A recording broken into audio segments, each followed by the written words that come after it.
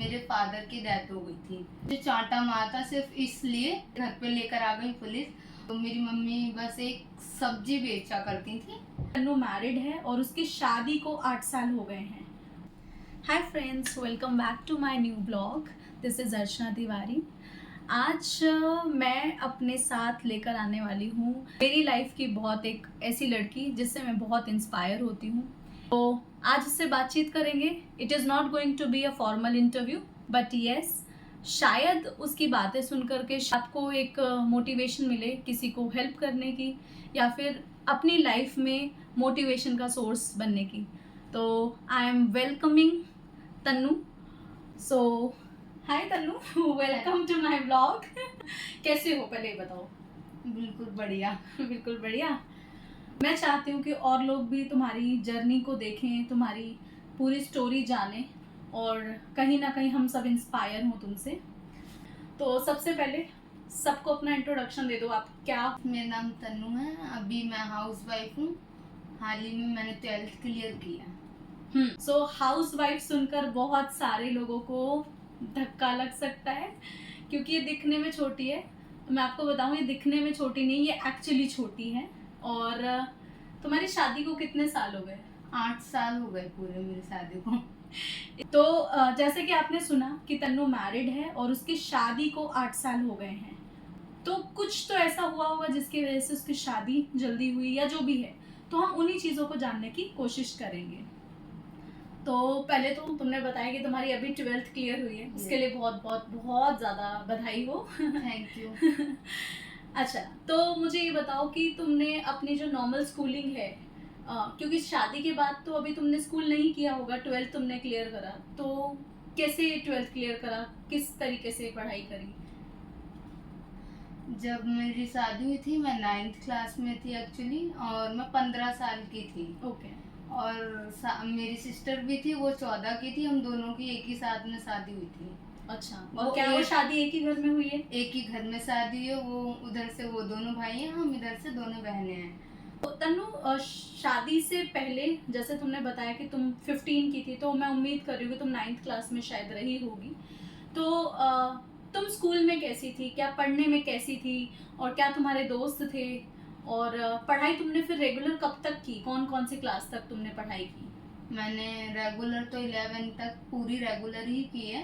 Okay. मैं हमेशा से पढ़ाई में मतलब बिल्कुल अच्छी और बहुत इंटेलिजेंट मान जाती थी।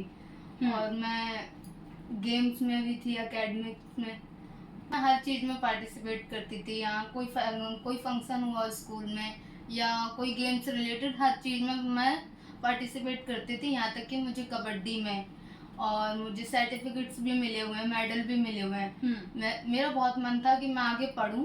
तो तन्नू, ऐसा क्या हुआ जिसकी वजह से इतनी छोटी उम्र में दोनों बहनों की शादी हुई? 2008 में ना मेरे फादर की डेथ हो गई थी। ओके। तो इस वजह से घर में काफ़ी प्रॉब्लम्स आई थी। मेरी मम्मी को भी टॉर्चर किया जाता था।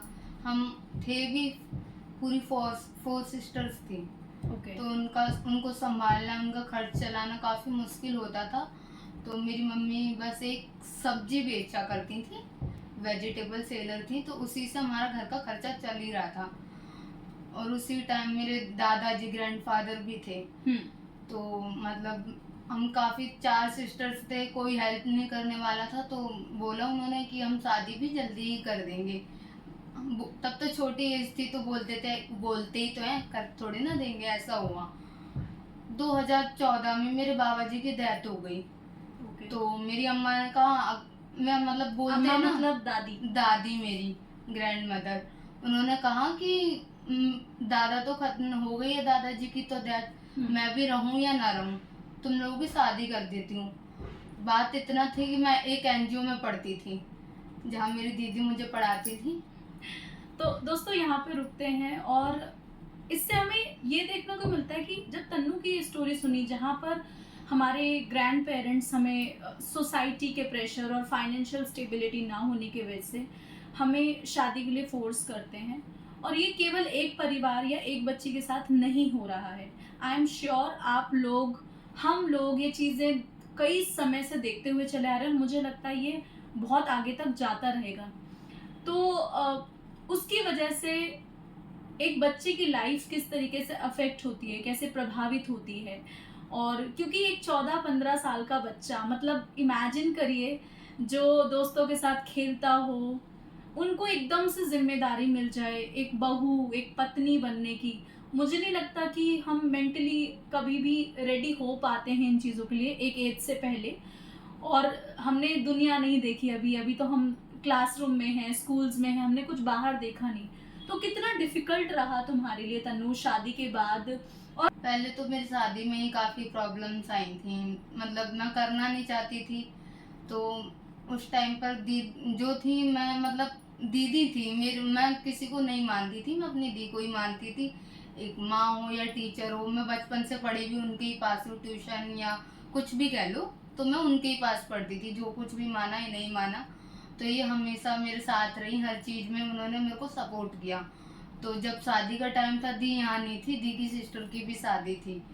तो मतलब इतना ज़्यादा हो गया, सिर्फ शादी के 20 दिन बचे हुए थे और मेरे घर में आ गई पुलिस, क्योंकि दी की जगह कोई और टीचर वहाँ पर एनजीओ में पढ़ाने आई थी। वो कह रही इतनी कम एज में शादी हो रही है, तो वो मेरे घर पे लेकर आ गई पुलिस। मुझे जब कॉल आया और मैं दिल्ली में नहीं थी, तो ऑब्वियसली मैं कुछ कर नहीं सकती थी, लेकिन I have a lot of friends, a lot of contacts. तो मैंने फिर ये सारी चीज़ें, जो मेरे जगह पर आकर पढ़ाने वाली एक टीचर थी, मैंने उनको बोला था कि you should do something, you should take the police with you, और आप इनके घर जाइए, इनके पेरेंट्स से बात करिए और कुछ सॉल्यूशंस निकालिए। तो ये उस दौरान की बात है, क्योंकि मैं फिजिकली वहाँ प्रेजेंट नहीं थी, तो आज मैं पूरा डायरेक्ट कॉन्वर्सेशन यहाँ सुनूंगी कि क्या हुआ और किस तरीके से, कैसे सॉल्यूशन हुआ, हुआ या नहीं हुआ, और फिर शादी कैसे हुई, क्या तरीके निकले। जैसा कि आप लोग जानती हैं, मेरी कोई ज़्यादा एज नहीं थी, एकदम सबको ऐसा देखकर मैं घबरा गई। और आप जानते हो मिडिल क्लास लोगों के पास या इतनी कम एज की लड़की में दिमाग ही कितना होगा। तो मैं घबरा गई इस टेंशन में। वो लोग मुझसे पूछ रहे हैं क्या करना है तन्नू, तो मैंने कहा ऐसा मत करो, मेरी मम्मी को परेशान होगी, मेरी मम्मी एक सिंगल मदर है, क्या क्या करेंगी। तो मैंने कहा कर लेते हैं, कोई नहीं शादी। तो जैसे कि मेरी शादी हुई थी 10 तारीख को और मेरा 15 तारीख को एग्ज़ाम था। तो आप सोच ही सकते हो, जो रस्में थी, जितना भी कुछ था, वो इन 3-4 दिनों में ही करना था। लेकिन मैं अपनी बातों पे अटी रही। मैंने बोला कि मुझे करना है तो करना है और वापस जाना है दिल्ली। लेकिन ससुराल वालों ना काफ़ी बोला हाँ हाँ कर देंगे, लेकिन उस टाइम पर उन्होंने चलो भेज दिया मेरे को। 14 तारीख को मैं दिल्ली आई, 15 को मेरा एग्ज़ाम हुआ, सब ठीक था। उन्होंने बोला भी कि हम देंगे, खर्च देंगे पढ़ाई के लिए। लेकिन फिर वही बात होते हैं, ससुराल वाले वादे तो कर देते हैं लेकिन कुछ निभाते नहीं है। कुछ होते हैं कि कर देते हैं, लेकिन ऐसा मेरे साथ नहीं हुआ। तो वही मेरी मम्मी के ऊपर ही सारी जिम्मेदारी आ गई।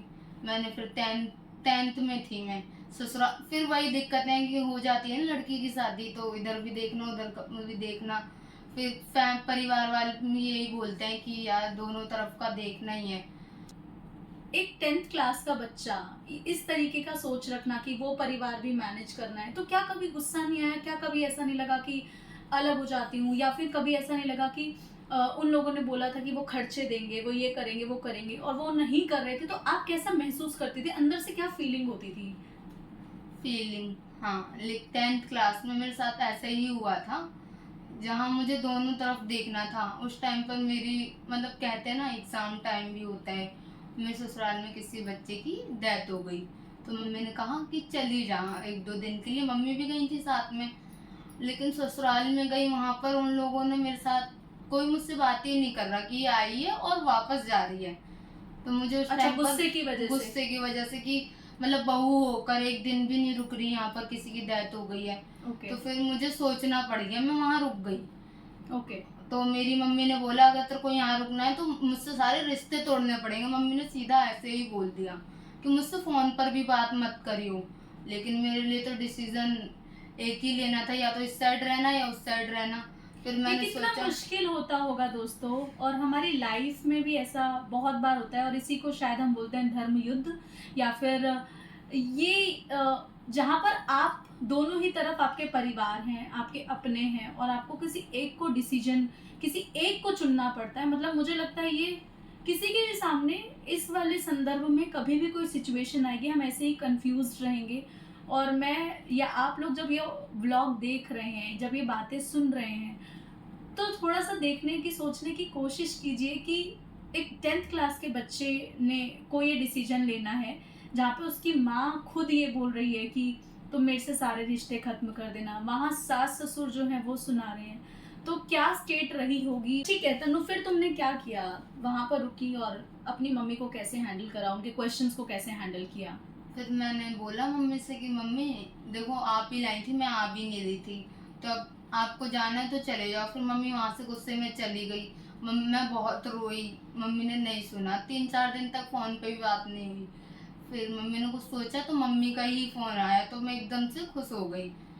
फिर 1 महीने बाद भी मेरी दादी मुझे लेने आई थी, ये लोग मुझे छोड़ने नहीं गए थे। जो मैंने फ़ोन किया कि मुझे ले जाओ, मुझे पढ़ना है, मैं 10th में हूँ। तो मेरी दादी 1 महीने बाद मुझे लेकर गई। इन लोगों ने मुझे एक पैसा मतलब कुछ भी नहीं दिया और मैं ऐसे ही वापस आ गई।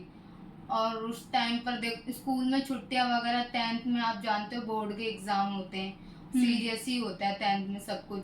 तो मेरी टीचर ने, जहाँ मैं इतना सीरियस होती थी पढ़ाई को लेकर, हर चीज, मेरी एक भी छुट्टी नहीं होती थी, रेगुलर स्टूडेंट थी मैं। मेरी टीचर ने मुझे चांटा मारा था सिर्फ इसलिए, मेरी छुट्टियां बहुत थी और उन्होंने ये बोल दिया था कि तू कुछ नहीं कर पाएगी। मैंने बोला था, मैंने अपनी प्रॉब्लम भी बताई, लेकिन उस टाइम वो टीचर नहीं समझी। मैंने ये सब कुछ सुनने के बाद लग रहा है कि एक छोटे बच्चे के लिए ये सब कुछ एक टॉर्चर से कम नहीं था। मेंटल टॉर्चर, फिजिकल टॉर्चर, जहाँ पर वो कुछ एक्सपेक्टेशन, कुछ सपने लेकर के ससुराल गई, उन्होंने कुछ प्रॉमिस करे और उन सबको बिगाड़ दिया। वो चीज़ें पार हो गई, ऑब्वियसली 8 साल हो गए इस बात को, 9 मतलब 7 साल हो गए। लेकिन हम कितना कैजुअल ले लेते हैं चीज़ों को, हमारे शब्द, हमारे एक्शंस किसी को, मतलब उसको शायद और भी कुछ मेमोरीज रही होंगी, लेकिन सबसे ज़्यादा उसे ये वो थप्पड़ याद है, वो ये चीज़ याद कर रही है कि मेरी टीचर्स मुझे अच्छा बोला करती थी और अब उन्होंने समझना बंद कर दिया। तो एज अ टीचर या एज अ ह्यूमन बीइंग मुझे लगता है हमें हमेशा थर्ड इंसान का पर्सपेक्टिव ज़रूर सोचना चाहिए कि ये बंदा ऐसा कर रहा है तो क्यों कर रहा है, उसकी लाइफ में क्या इश्यूज आ रहे हैं। हम कर नहीं सकते कुछ, लेकिन हम समझने की कोशिश कर सकते हैं, हम मुझे लगता है कि साथ दे सकते हैं।